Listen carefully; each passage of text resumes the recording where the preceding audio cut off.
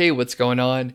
It's Doug Cunnington here, and in this interview, I talked to Adam Steele from Loganix.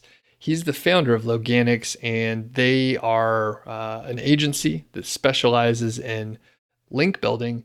And I've been testing them out for a few months. I've been super happy with the results from their guest posting service. So before I started working with them, I actually didn't know anything about Loganix. They reached out to me, wanted to just connect. And when I first visited their site, I thought, hey, these folks are legit because I see that Brian Dean has a testimonial right there on the homepage. So Adam and I exchanged a couple emails. It looked like we had a few things in common, and we talk about getting started with SEO and how he got his start. We talk about like a plan, like a link building plan for brand new sites as well, which is pretty cool. And one thing to note is Loganix sort of specializes in providing services for SEOs like us or other agencies that need like sort of white glove, high end link building. So without further ado, let's get to the interview now. Hey, what's going on? It's Doug Cunnington here, and welcome to the Doug Show. I'm sitting with Adam Steele of Loganix. How's it going today? It's going really well, Doug. How are you doing? Doing awesome. I'm fresh back from vacation, so I'm a little rusty. So it's a couple false starts here, but we're good to go now. So you and I sort of connected recently. You run basically a sort of a link building company, right? And for the other people that don't know you that well, can you give a little intro about yourself and what you do at your company? Sure. So my name is Adam Steele. I've been doing SEO and maybe more specifically link building for about 10 years now, just shy of, I suppose.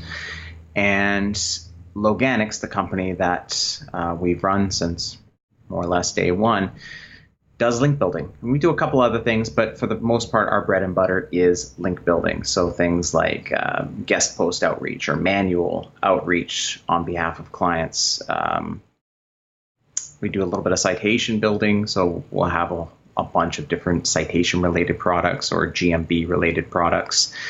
And finally, some sort of higher tier placements. So placements on big sites with, 10, 20, 50 million organics per month, that type of stuff. So sort of the gamut of SEO services. And our main customer tends to be either agencies or folks with, maybe like a marketing director or something, knows what he or she is doing, but wishes to not train a team, wishes to not have the head count, and so just sources it out to us, and we take care of them. Got it. And how did you get started with like SEO in general? I mean, 10 years is a very long time in this industry. What was your sort of gateway in? Yeah, gateway is a good word. Yeah, my gateway drug was affiliate marketing, as it was for many, many folks. And I was introduced to affiliate marketing at an affiliate marketing company. I worked in compliance, so I essentially looked at incoming traffic, whether it be generated via email or display ads or what have you, and just make sure that everything was legit. And if it wasn't, then scrub it for our advertisers. And so that exposed me to SEO, certainly, but also to social ads and email and many other sort of traffic channels. And so from there, I left the affiliate marketing company and started my own agency, trying to take some of the traffic generation ideas that I had seen folks, the affiliates, sort of engaging in, and then trying to take those same approaches for clients like small, medium-sized businesses. And so that was my first sort of foray into internet marketing. How long were you at that first company where, you got paid to learn, it sounds like?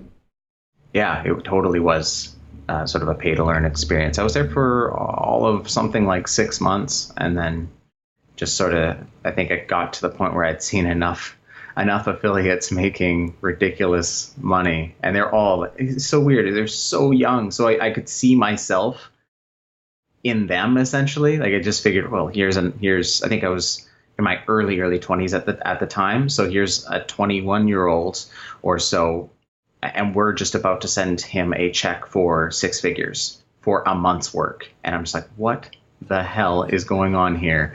And so, the glamour and whatnot caught my eye, and I just figured I could maybe do it myself. You can figure it out. And what's your educational background, or did you have any other sort of marketing experience before you were in at that agency? Accounting. I was an accounting student. My pop is an accountant, and so I had imagined a life in accounting because he had done quite well, and it seemed like a good fit, and he had his own accountancy, so just sort of made sense. So I was in what was previously called the Chartered Accountants, the CA program, and I got maybe 2.5 years before I bailed. Okay, gotcha. So you got started, but you didn't finish, get your degree. Okay. No, not at all. Cool, smart. It's like you saw just enough, met a couple people, experienced university, and moved on. So, and I mentioned before, we kind of go on tangents. And where are you located, by the way? Vancouver, British Columbia, Canada. Okay, cool. So I went on this vacation, and I drove to Alaska from Colorado. So it was a pretty long way. Wow. And we came back through Vancouver, which was beautiful, by the way. But have you lived there a long time? Yeah, either Vancouver or Victoria, which is on Vancouver Island, just off the coast of Vancouver. Okay. For the majority of my life, I've lived up as far as. Do you know where the Yukon is? You probably would have passed through there on the way to Alaska, I imagine. We drove through. Yeah, so I lived in Whitehorse for my first, kindergarten through to grade 3, I want to say, something like that. Okay. Cool. Yeah, we drove through Whitehorse. Yeah. Oh, so cool. Yeah, I haven't been there in a very long time. I'm sure it's changed a bunch, but yeah, you drove through some beautiful countryside along the way, some beautiful forests. Yeah, it's like indescribable. Like Canada's so big, everyone's so nice. You already know that, but one thing I was going to bring up is like everyone always told me like, "Hey, Vancouver's fantastic. You would love it." I like sort of outdoorsy kind of stuff. And all that was fine, but after I talked to some folks, I've heard in the last couple years, it's just changed quite a bit in Vancouver. Maybe traffic's a little worse. A lot of the just real estate prices are bananas and stuff. Just curious, have you observed the same thing? Yeah, absolutely. Okay. There's been a lot of immigration into Vancouver, and with that came a lot of money, and a lot of that money was put into homes, many of which are or were empty. And so our government's been working really hard, somewhat successfully maybe, at putting taxes into place to sort of regulate that a little bit, but and the market has certainly slowed since, but that type of investment triggered a lot of change in Vancouver for better or for worse. So yeah, definitely the cost of living here in Vancouver, it's always been, I think, relatively expensive, but certainly in the past 5 to 10 years it's skyrocketed. Someone was saying there's a woman visiting from the UK. I was talking with her and said she pays about £1, or I don't know what the equivalent or the conversion is, but I imagine it's not too far from 1-to-1 or maybe 1 to 1.4 or something like that. But she pays £1 for a pineapple, and she goes to the grocery store here in Vancouver, and it's $7, which works out to be let's say 5.5 American, something like that. Wow, that's really cheap, because like I'm paying closer to the price that you mentioned there. I guess there's pineapples closer to I don't know. I guess we get them from Hawaii or something like that. But okay.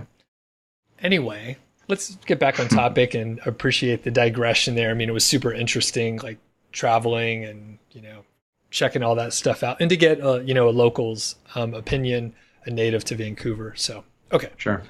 back to SEO. Let's get into it. So you've been doing SEO for quite a while, and obviously, there's a lot of algorithm updates that Google pushes out. So how have you dealt with that over the years? Sounds like you've, I guess, successfully navigated those waters. So what can you tell us about that?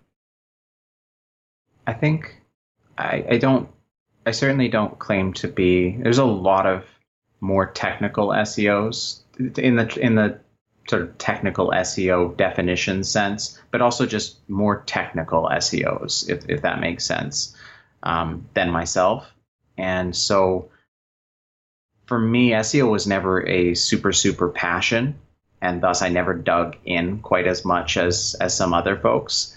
So I tended to stick to what I knew and what I could understand and what I cared enough to read up on and practice and that kind of thing. And what that ended up being is just sort of the basics, like what has worked since the beginning and continues to work now. And those tend to be things around content and structuring content and all that kind of stuff. Link building has always been, going back when, I don't know, I think it was AOL or something like that had a business directory, and they were selling links in that business directory for like $400 or something like that. Like that, I don't know how many years ago that was, but very long time. It was well before I even started. So I just have focused on the core things, and then everything.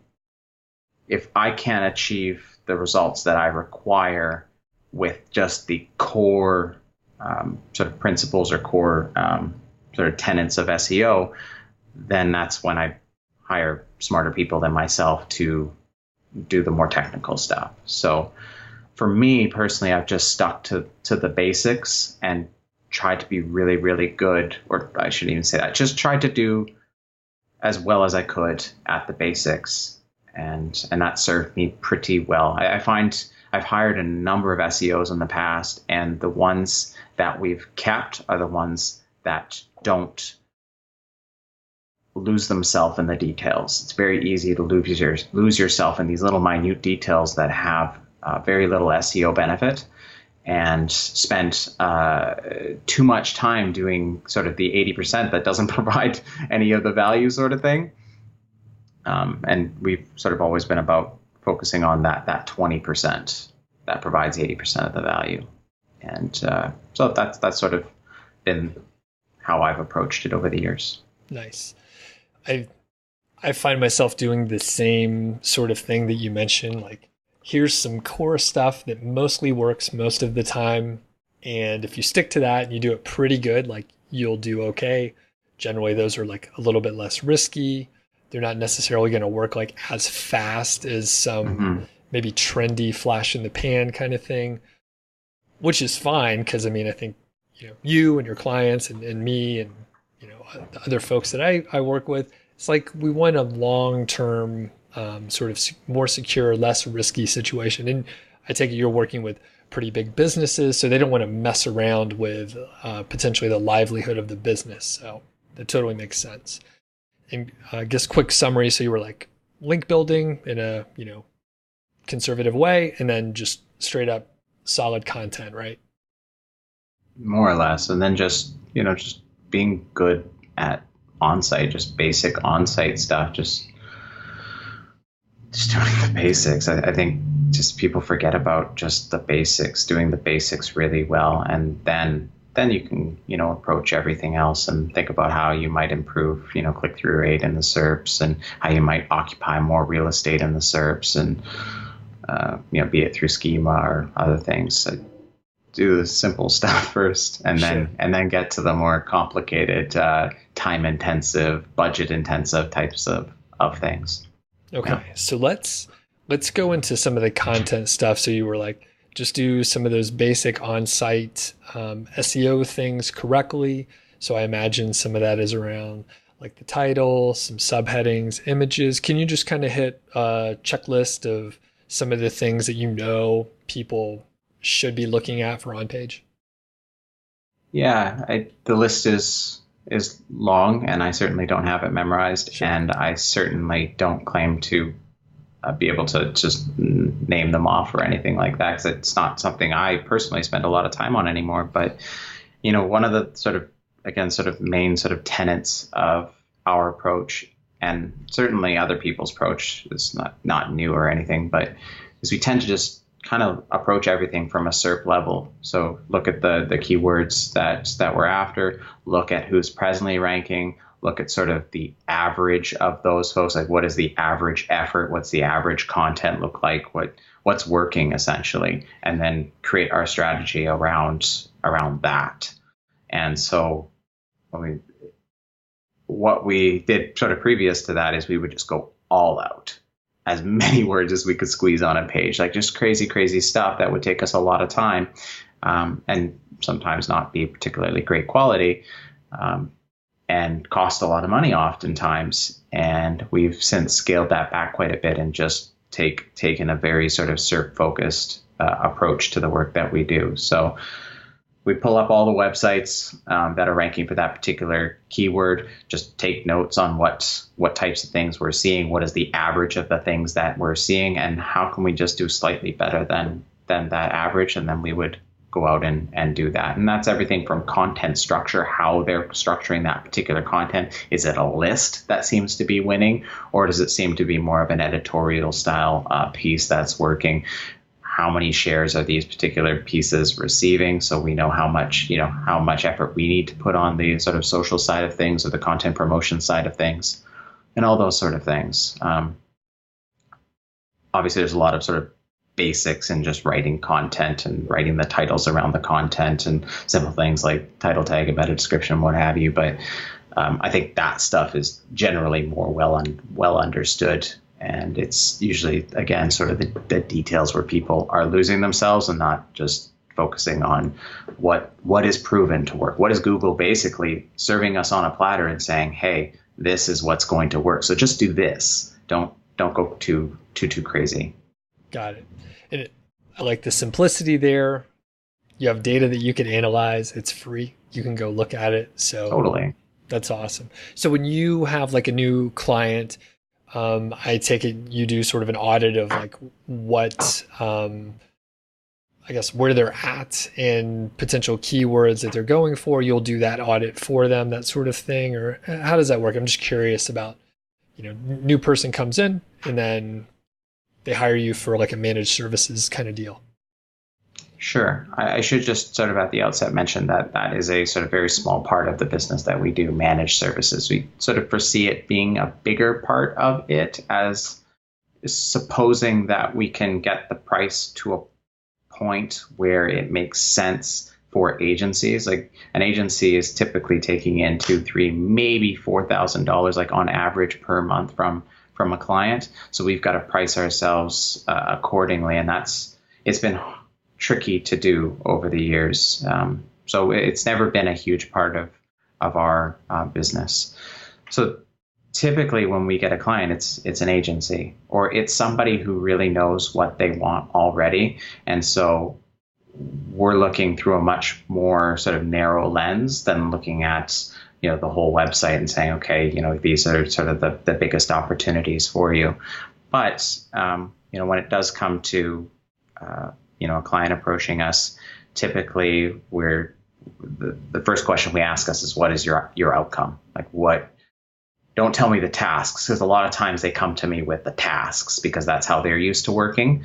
So they'll be like, I'm going to need some citations, I'm going to need this, and that's all great and whatnot. But, if you do want our consult, I need to know what is sort of the ideal outcome for you, or what is the ideal outcome for your client. What have they hired you to do? What is the sort of net result that they want? And then we just kind of reverse engineer whatever it is that they want by usually looking at their competitors who are kicking ass, doing whatever it is that they want, and put together a plan based on that. Again, not trying to reinvent the wheel or anything, just looking at what's working in that particular SERP and then advising accordingly.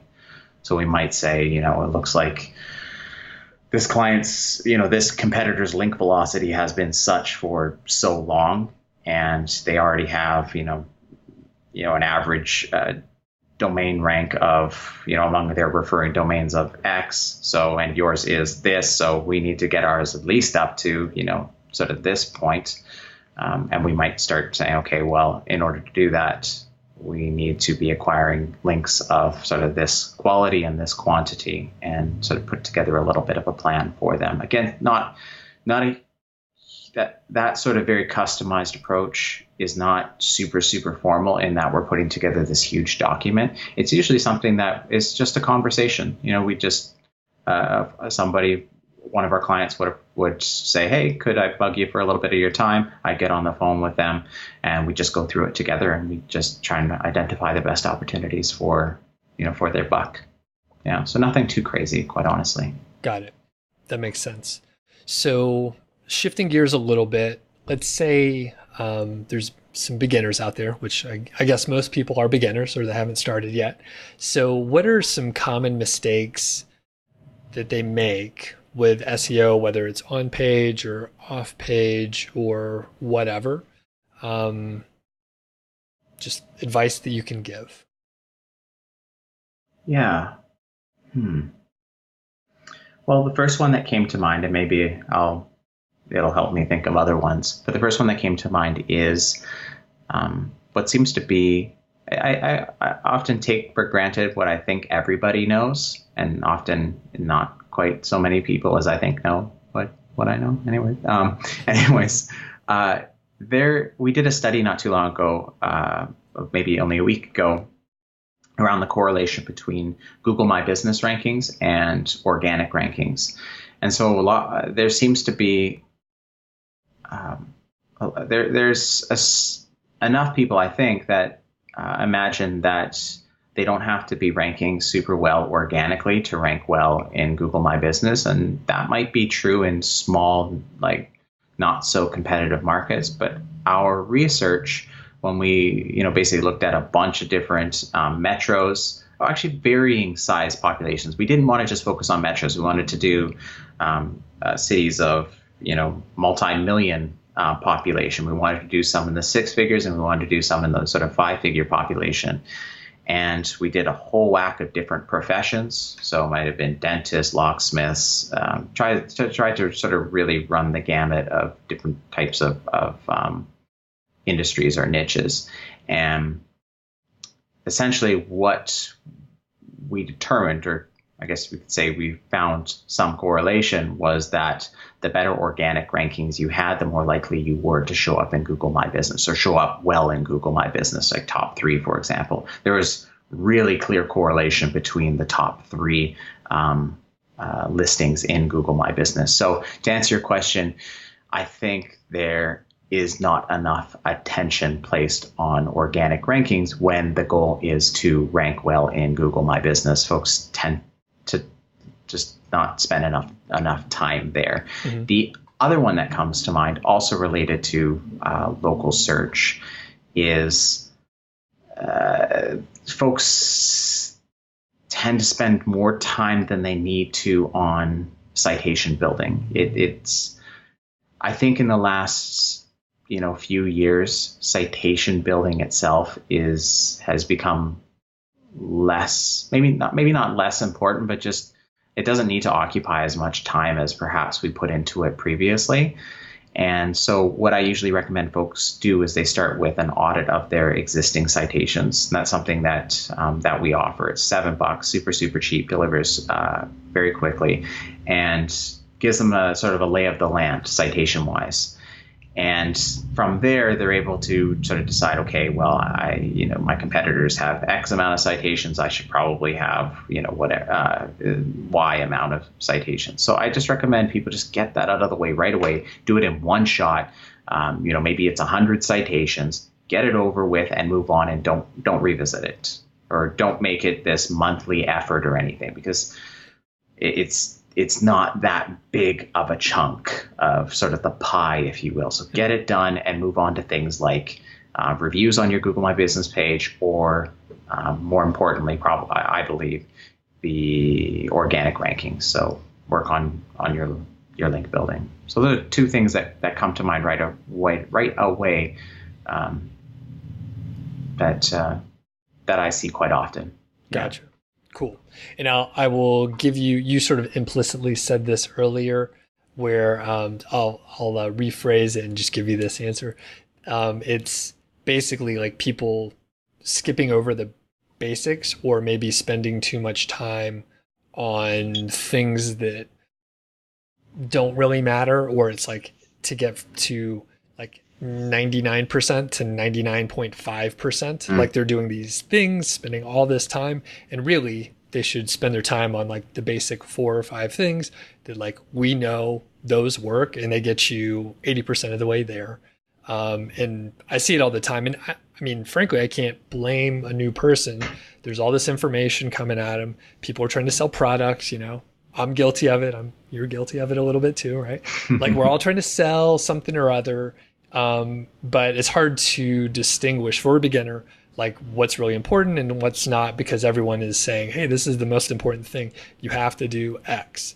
So I just know, I mean, I did it in the beginning too, where I was like doing all this stuff thinking it mattered. And really it was just like one guy once did it and then it kind of worked for him, but he wasn't sure.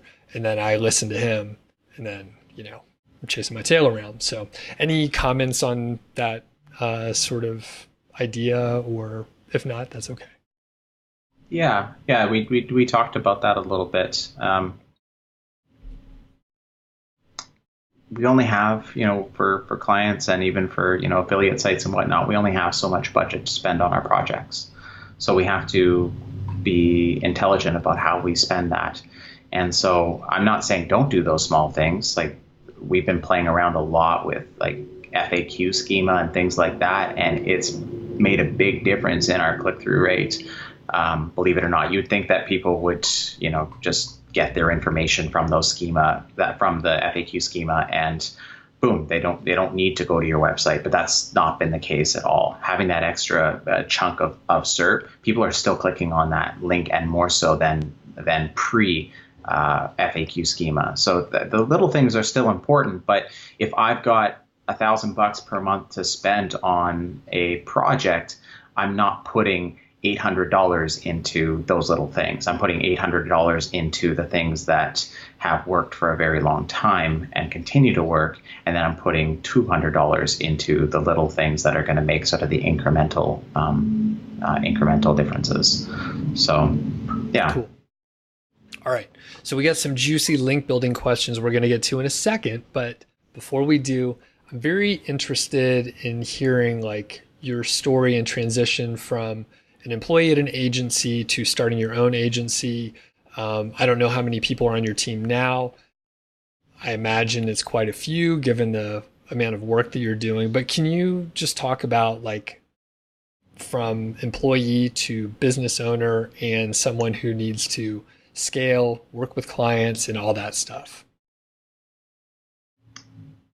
I had a couple influences in my life early on that were business owners, and that including my dad,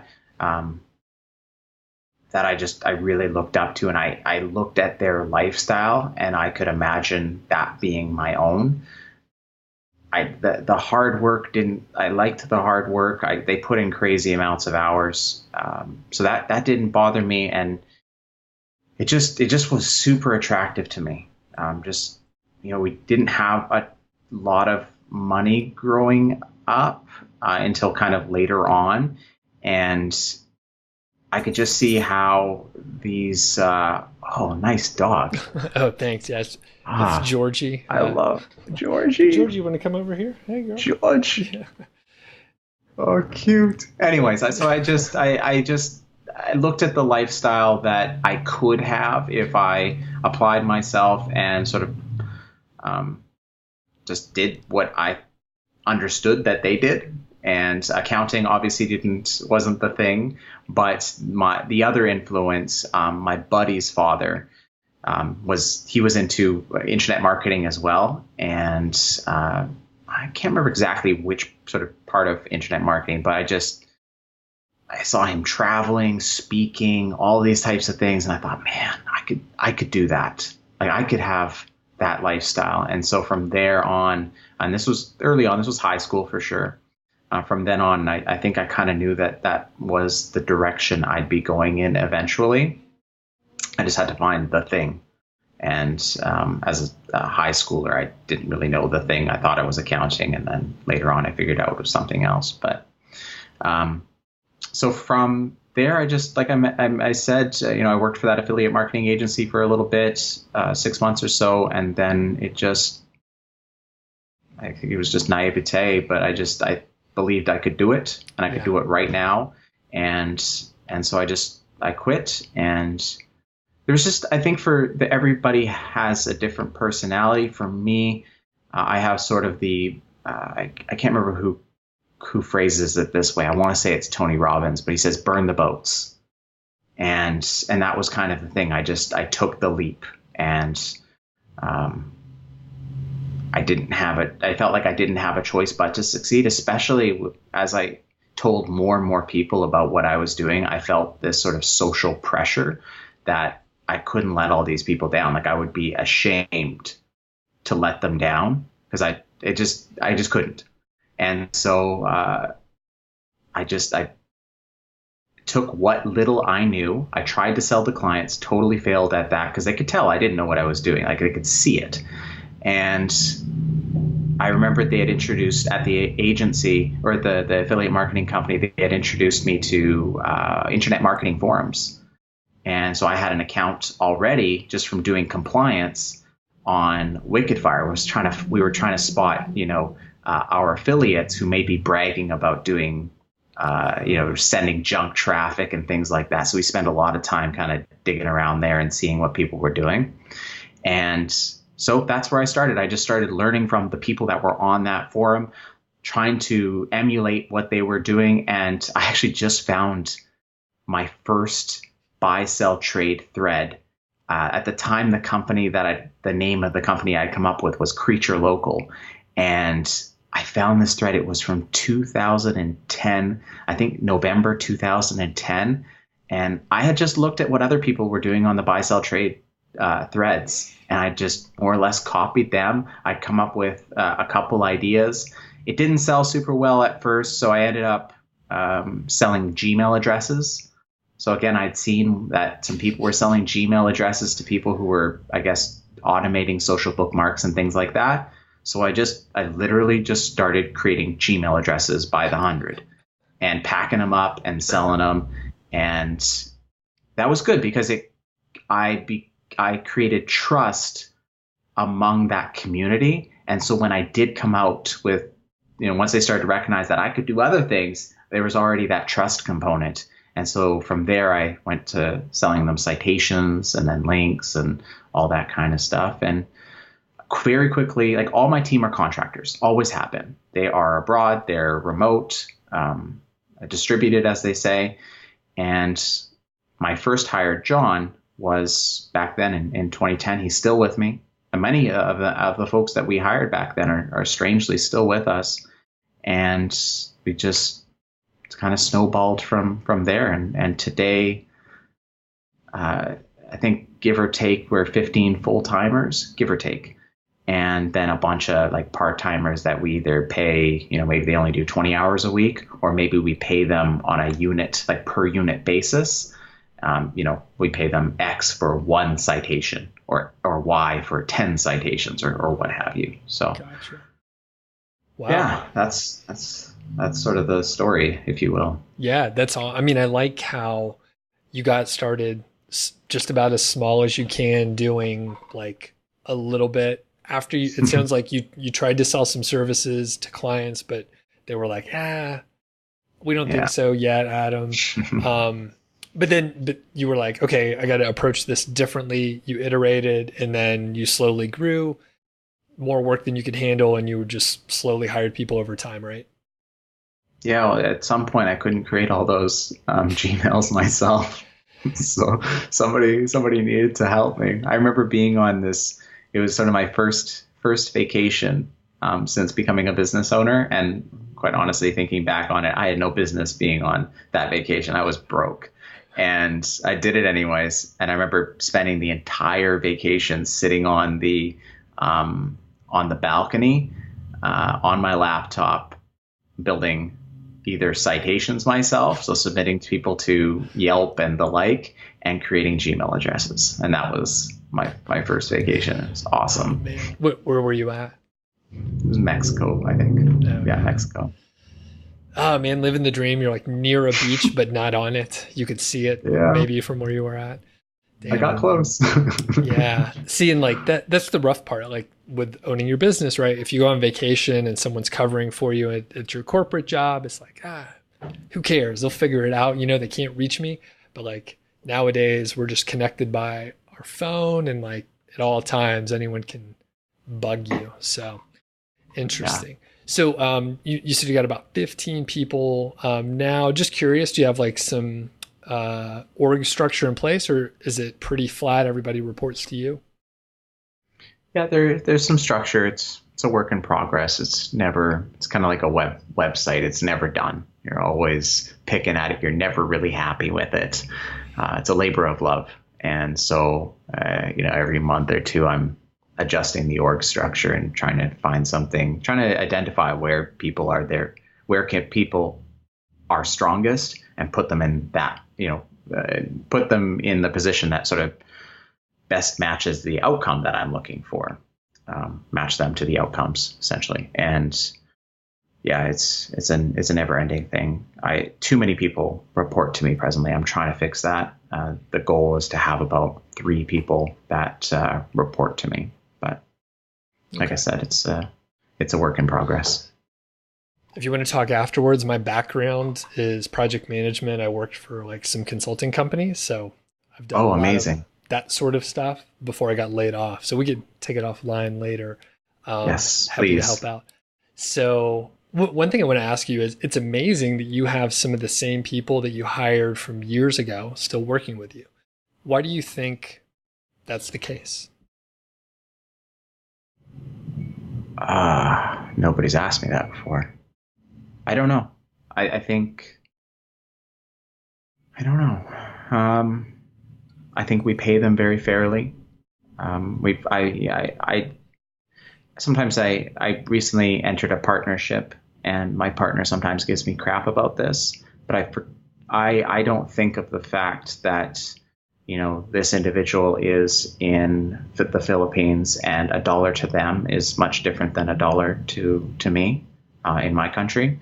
I've never really spent a lot of time thinking about that, and so we just pay them kind of like we would pay somebody here, just based on their skills. Maybe not quite like, I might pay somebody here. I might have to pay somebody here a little bit more, but it's not that far from. And I think that was became my approach from early on. And so I think that's fairly true of everyone on our team. Maybe, yeah, I would say pretty well everyone on our team, is we just didn't think so much about, okay, well, they're from the Philippines, so I can pay them like $3 an hour and they're going to live like a king. I hear that all the time, and I think that's ridiculous.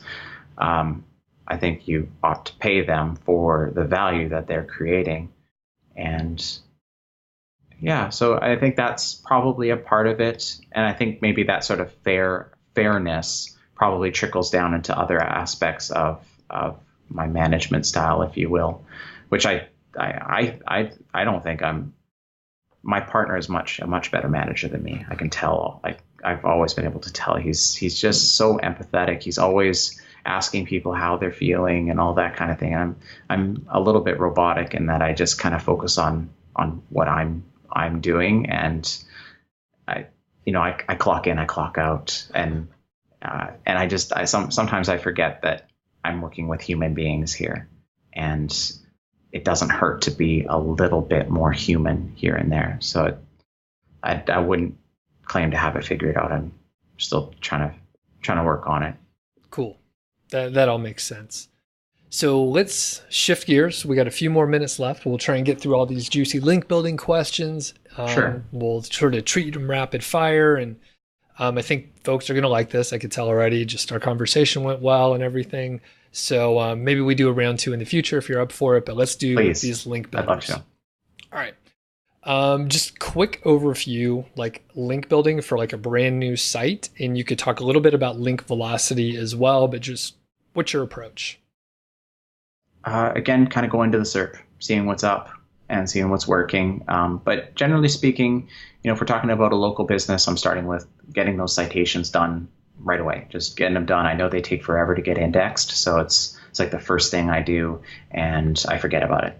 And then I move on to trying to do, where possible, a mix of both locally focused stuff, so stuff from websites in their locale. So it might be, if we're talking about a garage door company, let's say, then I'm thinking about, okay, who are their vendors? Where are they located? Are they also located in Vancouver? Who's supplying them? Do they have websites? Where might we get a link on their website? Does my client have any kids? Do those kids play on any sports teams? Could we sponsor those sports teams for a link on a website? Like things like that I can put my client to work on, because generally they're not going to be fast at any of that. And so if I can get them started really, really early on, just kind of picking at their address book, anybody they know locally that has a website, I want to find a way onto that website, whether it's topically relevant or not. I don't care. I want the locally relevant. Those are the hardest links to get in my experience. And sometimes it requires picking up a phone, and people don't always like to do that. So yeah, it takes time, it takes effort, and getting it started early is really smart. The other stuff tends to be sort of more of the guest post type of stuff. Usually it's relationship based approach. We have and long have had a sort of Rolodex, if you will, of webmasters in a whole whack of different niches. And so our next step would be for us to go to work and start contacting some of these folks and see how we might.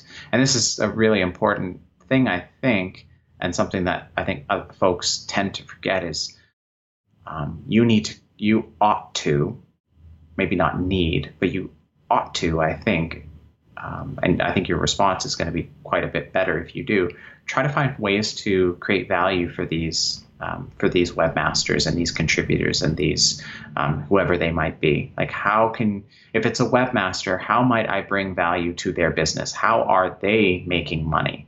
How might my content bring them more money? Have I done the research around that? Could I do some keyword research and find some opportunities for them that I could write a great piece for, that they could, likely rank for, and that could come to them and be like, hey, there's 500 searches per month. If we put this together and maybe I can help you promote a little bit, this could bring value to your business, instead of, hey, I've got a piece of content, it's mediocre, would you put it on your site? You know what I mean? Like, that's often how people are approached. So trying to come from a place of value and empathy versus a place of requirement or need. Yes. And a couple things I want to backtrack. So a lot of my audience, they're affiliate marketers. So it's interesting coming at it from the local aspect. I imagine a lot of it, transfers over, like the guest posting or bringing value. Mm-hmm. In fact, one of the things I mention and try and get people to do is like, yeah, you want to bring value. So potentially, like if you're pitching a guest post, you can tell the webmaster, hey, I'm going to mention products. You could put your own affiliate links in there. And then they're like, oh, hey, maybe I'll make some money from it and I would get free content. A lot of people are trying to publish often, so that's a great way to do it. So the backtrack is like for affiliate marketers where the local citations and stuff like that may not make sense. Do you have any other suggestions, or just like start with the relationship building, do the guest posting, like try to be a member of the community at large, that sort of thing? Yeah, I would, as soon as possible, start building that Rolodex, because you never know when. Affiliates, in my experience, don't just build one website and then that's their one website forever. They tend to move into new markets and all that kind of thing. So building that Rolodex and respecting that Rolodex is really important. And doing that as early as possible. Like, keep a database, and just like you would if you're going out to meetups and you're trying to keep track of the people that you are meeting and how you might bring value to them in the future and who they work for and all that kind of stuff. Same thing applies here. I think oftentimes we think of all of these things as websites and not people, but they're people. And we need to kind of talk to them like people. And I think that's the only way that as an affiliate, you're going to get sort of above the fodder, if you will. And I would recommend not, and this is kind of a no-brainer, but again, a lot of people try to go for scale and they fail miserably. And some people can do scale, like the guys over at Authority Hackers. Those dudes can do scale, but they also have a decade of link building experience. So, yeah. Right. But basically what I was going to say is don't be afraid to reach out via Twitter. Don't be afraid. If you've got something of value to bring, people will reply to you. Maybe not always. Like, you're going to face a lot of rejection, of course. That's just part of it. But don't be afraid to reach out on Twitter, on LinkedIn, and don't be afraid to do the follow-up. A lot of people, they do the single email or the single outreach, and like you and I'm sure are both guilty. We miss stuff like that. Like, I have missed really good opportunities in my inbox just because I forgot. It was like I can remember one specifically, a roundup, and it would have been an incredible link, super, super, super good link. And I got busy. I forgot about it, and they never reached out again. And they never reached out again. That opportunity never came up again. So, yeah, don't be afraid to follow up. Don't be afraid to reach out, and treat people like human beings. Very good. So last link building question we'll have time for is around link quality. So obviously this is very important. We don't want to get garbage links. So how do you approach link quality? Yeah, that's a big question that requires a big answer. But we try to do as much by metrics as possible. So stuff that can be automated as much as possible. And we try not to forget the basics. And the basics are things like, you wouldn't believe how many people never check whether the site that they want to link on is even indexed. How many pages are indexed? If you search the brand name, does it even show up? Was it previously penalized? Did you throw it in Ahrefs and look at their organic search trend or organic traffic trends? Was there a big drop off? Or does it continue? Is it the organic traffic going in an upwards trajectory? Have you looked at the referring domains? Have you taken the time to actually look at the links? Like, you might see Forbes in there, but that doesn't mean it's a good link from Forbes. You might see other big sites that you recognize. It doesn't mean it's a good link from that site. Like, sometimes I'll go into an agency, I'll be looking at an agency's website, and I'll open it up and be like, holy crap, they've got a lot of great links with high domain rank and everything. But then I start opening up the links themselves, and they're all blog comments. And not all links are the same, I believe. I don't believe a blog comment has the same weight, assuming they're all every time I say do follow now, I think of Nick Eubanks and how he's like, there's no such thing technically as do follow. Like, there's no do follow in the, it's just a link. So, yeah. So, there's a lot of just some basic stuff. So I try to focus on the metrics first and just get stuff. Start with the stuff that you can, if possible, automate, or if not possible to automate because you don't have the programming chops or have a programmer, which I should say was probably the best hire I ever made early on, was hiring a programmer. But if you want to try to process all that stuff for people who don't have a lot of experience in SEO, so that they can do that first sort of bit of qualifying, so that when the link gets to you or somebody that you have to pay more money to per hour, that most of the crap is gone. And now they take more of a qualitative approach where they're opening up the website. They're looking, okay, where, pull up the last 10 blog posts, for example. Where are they linking out to? How are they linking out to those sites? Is it a super keyword rich anchor? Is it going to, nasty websites that have nasty inbound links?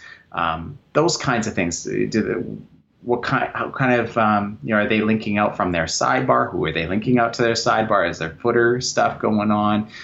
What's the quality design? Who are the authors? Are the authors even real? Have you taken the picture and thrown that into TinEye to see if this person is even real? Like, are these real sites, kind of thing? But ultimately, the sort of most important thing, I think, is tossing it in something like Ahrefs, looking at the organic traffic trends. And so long as it seems to be on the up and up, and maybe you've looked at the website and it looks legit, that covers a lot of the bases. Just doing that covers a lot of the bases. Because I think traffic is kind of like the king or queen metric. It's Google has said, Google has evidence. Rather, there is evidence here that Google likes this site. Otherwise, generally speaking, obviously there are plenty of exceptions, they wouldn't be giving it lots of traffic. They wouldn't be increasing the amount of traffic, and they wouldn't have been doing so for the last 2 years, through multiple core updates, blah, blah, blah. Awesome. Yeah, I agree 100%. Like, if just the default that you can go to, organic traffic, it like summarizes a lot of the other details. Other metrics can be gamed and played with and manipulated a little bit, but those, organic traffic, that's pretty solid. So excellent. Well, Adam, it was a pleasure talking to you. Where can folks find you? I'll link up all this stuff in the description and show notes and whatnot. I think I do a crap job with Twitter, so I won't say Twitter. I would just say email probably. I'm pretty good about my inbox. Adam@Loganix.net is the best way. So my inbox is would be happy to get an email from. I'd be very happy to get an email from anybody. All right. Well, and I'll point people to check out the website in general. Sure. Check out some of the other things that you have there. I know there's some good content, so I will link up those interesting stories. And thanks again, Adam. Have a great day there. Yes, thank you. Thanks a lot to Adam Steele. And if you happen to check out any of the services over at Loganix, I am an affiliate, so I get a commission. It doesn't cost you anything extra, but if you buy through my link, I do get a commission, and I very much appreciate that. Now, I will point out one of the cool things with the guest posting service that Loganix has is you get to approve the site which your guest post is published on. That is a pretty big sort of departure and extra service, a little bit more than what other services do. So typically a service would just accept payment. They would do their outreach or whatever their process is, and then you get a report and it tells you like where your links landed. You don't have any input because honestly, it takes longer. There's an extra layer of work, and it takes more time. It slows things down, and it could potentially, cause more work for the vendor and the service provider. But Loganix, they check with you, so you could approve the site, and that's very cool in my opinion. So I'll leave it at that. Do check out Loganix. They do have a lot of informational content, almost like a course set of material over there. So do check it out. Thanks again to Adam Steele, and we'll catch you on the next episode.